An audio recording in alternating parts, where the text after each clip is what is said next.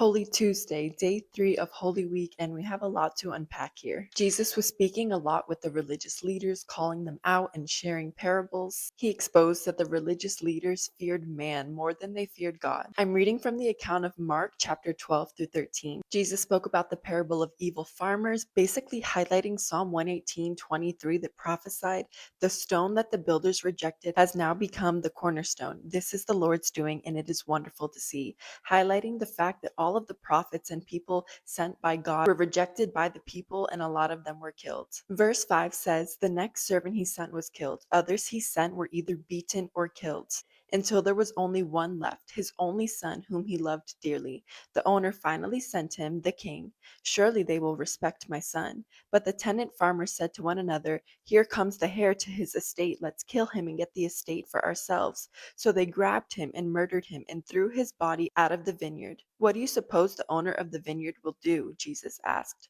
'I'll tell you, he will come and kill those farmers and lease the vineyard to others. God's judgment is real. His children will receive the estate.'" The religious leaders then continually tried to get Jesus to say the wrong thing so that they could trap him and justify their desire to kill him. He continually corrected them for having human reasoning and point of views over heavenly things like the resurrection of the dead. Who will they be married to? But Jesus tells them they made a serious error. God is the God of the living and not of the dead. He's the God of Abraham, Isaac, and Jacob, meaning that they are still alive. Chapter 12, verse 25 says, "For when the dead rise, they will neither marry nor be given in marriage. In this respect, they will be like the angels in heaven." Heaven is a heavenly concept that we cannot compare worldly things to. Jesus then shares the most important commandments, which is to love God with all of your heart and to love people. Jesus then corrects the human point of view of the Messiah being the literal son of David. God did promise that the Messiah would come as a descendant of David, not his literal son. Psalm 110 verse 1 says, "The Lord said to my Lord, 'Sit in the place of honor at my right hand until I humble your enemies beneath your feet.'" Jesus then highly emphasizes the end times and gives us warnings, and he reminds us to not look back at the world, but to stand firm in our faith, enduring to the end in order to be saved. He urges us not to listen to rumors of the exact dates of his return, etc., that all of those are just distractions, only the Father knows. He talks about betrayal and family and all of these worldly hardships that will happen,